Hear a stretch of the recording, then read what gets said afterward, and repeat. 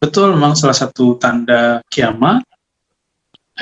Asyaratus sa'ah ini banyak ya. Ada asyaratus sa'ah yang sughra, ada yang kubra, ada yang kecil, ada yang besar, ada yang antara keduanya. Salah satunya adalah bahwa Ka'bah akan menjadi sepi ya. Orang tidak lagi haji ke sana, orang tidak umroh lagi. Tapi nggak usah khawatir, di Saudi orang-orang masih pada haji umroh, cuma tidak seramai yang biasanya tentunya. Dan ini sudah pernah terjadi juga di masa-masa sebelumnya. Namun untuk zaman sekarang agak sedikit berbeda. Kita mau optimis, tapi sepertinya tidak mungkin juga. Mau pesimis, Allah melarang untuk kita pesimis.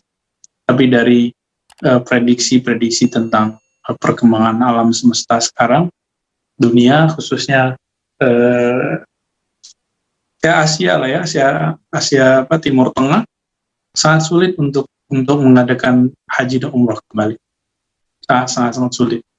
Jadi memang ke depan kita harus ridho kepada Allah bahwa emang sangat kecil kemungkinan untuk kita haji dan umroh.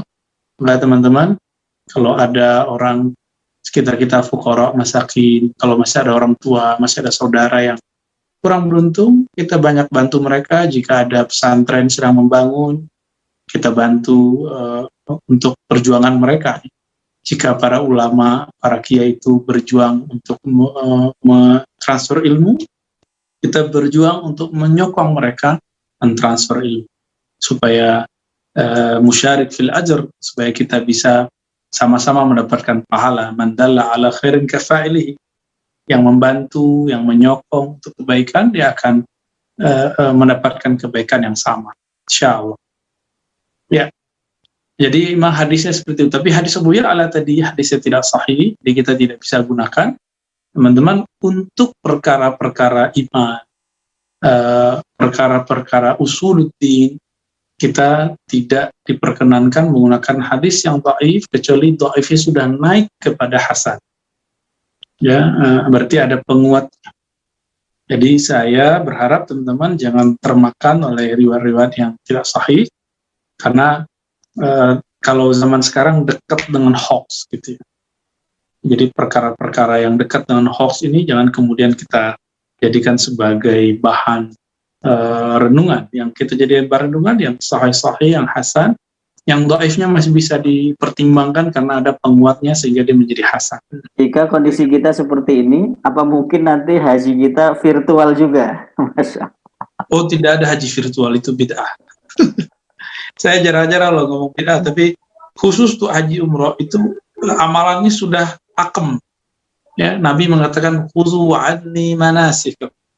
Ambil dariku cara kalian melakukan manasikul hajj ya. Jadi manasik kalau orang awam taunya kan latihan haji umroh, training. Enggak. Manasik itu artinya adalah pelaksanaan ibadah haji dan umroh. Nah, dan Nabi mengatakan khuzu wa'anni, ambil dariku, pelajari dariku cara manasik kalian. Di luar itu tidak boleh. Jadi kalau emang tidak bisa, kalau di hadisnya kan disyaratkan, di Quran disyaratkan ya, liman istata'a ilaihi sabila. Bagi yang sanggup itu secara maliyah, secara ekonomi kita kuat. Oke, jasa dia belum tentu. Seperti orang-orang yang sudah tua, pensiun, kemudian dapat pesangon misalnya, tapi dia sudah sakit-sakitan, maka dia tidak wajib, cukup dibadalkan.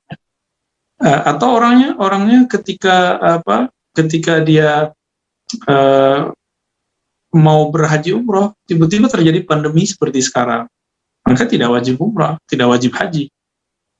Ya, jadi istita'ah, kesanggupan itu tidak hanya materi, tapi juga jasad, juga al-amni, ya, keamanan. Keamanan sekarang tidak aman, teman-teman.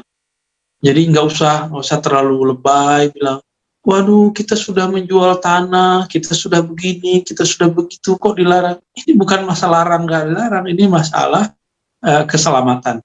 Maqasidus syariah, tujuan dari syariat Islam diturunkan bukan sekedar ibadah-ibadah ritual, teman-teman. Tujuan yang pertama adalah hifzun nafs, menjaga keselamatan. Ya. Ada orang yang belagu-belagu dari kemarin, nggak kenapa-kenapa, sombong, atau kena virus mati. Ya, nah ini yang kita kemudian hati-hati juga, jangan termakan oleh hoax, jangan termakan oleh ini. Kalau mendengar informasi, dengar dulu, kaji dulu, tahan-tahan untuk komentar sampai kemudian kita ngerti bahwa ini benar atau salah. Wallahu a'lam bishawab. Ya, jadi tidak ada haji virtual. Yang ada ngaji virtual ada. Oh ya, sholat syuruk itu apa hanya yang sholat di masjid saja? Lalu Enggak, di dalam hadis Imam Tirmizi dikatakan man shallal ghadata fi jama'atin, yang sholat subuh berjamaah.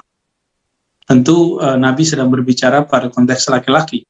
Kalau perempuan ya tidak, bisa di rumah, ya bisa di rumah, kemudian ya duduk berzikir. Jika ada tugas misalnya khidmah untuk keluarganya, itu justru lebih besar daripada cuma duduk, kira-kira gitu. Apalagi jika sembari khidmah dia bisa berzikir, bersalawat, nanti ketika syuruk dia sholat 2 rakaat dan pahalanya bahkan lebih besar karena tidak hanya untuk kepentingan pribadi, dia juga memikirkan untuk pasangannya, untuk anaknya, dan itu dahsyat sekali.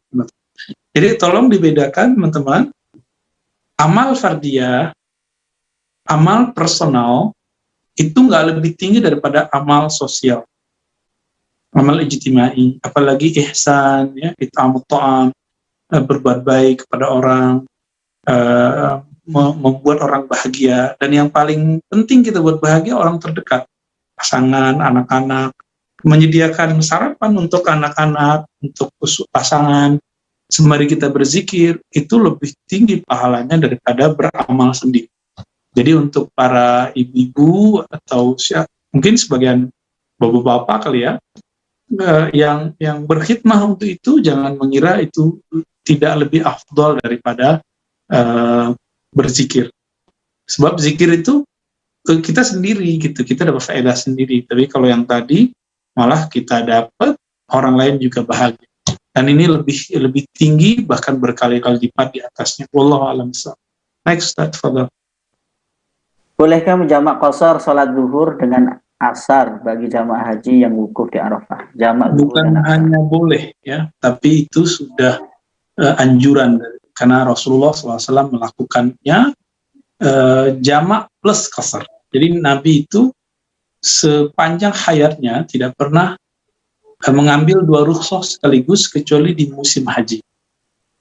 Jadi Nabi SAW di musim haji, beliau mulai dari Muzdalifah itu Isya, Maghrib Isya itu dijamak plus qasar. Kenapa saya sebut 2 rukhsah keringanan? Rukhsah pertama menggabung waktu. Rukhsah kedua mengurangi jumlah rakaat. Ya.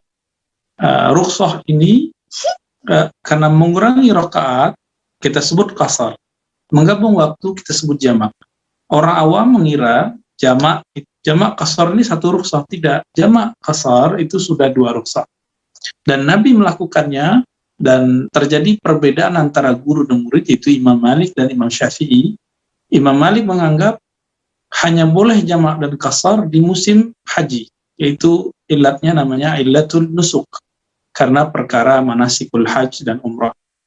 Tapi ini kemudian oleh Imam Syafi'i dilihat, tidak ada indikator dalam hadis yang menunjukkan bahwa kebolehan jamak qasar harus bab nusuk, bab lagi sedang manasikul haji atau umrah. Kata Imam Syafi'i, justru ini babnya masyaqqah. Apa arti masyaqqah?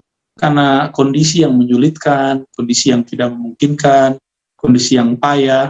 Maka setiap kali ada kondisi yang payah, Imam Syafi'i mengambil kesimpulan boleh mengambil hadis tadi sebagai dalil menjamak plus menqasar. Jadi apalagi orang yang sedang wukuf.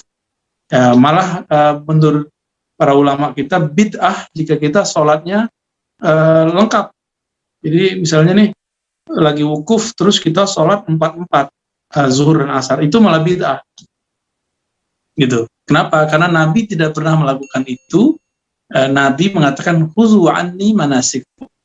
Ambillah cara manasik, cara haji umroh kalian dariku. Nabi ketika setiap musim haji beliau melakukan ini dan kita mesti melakukan itu.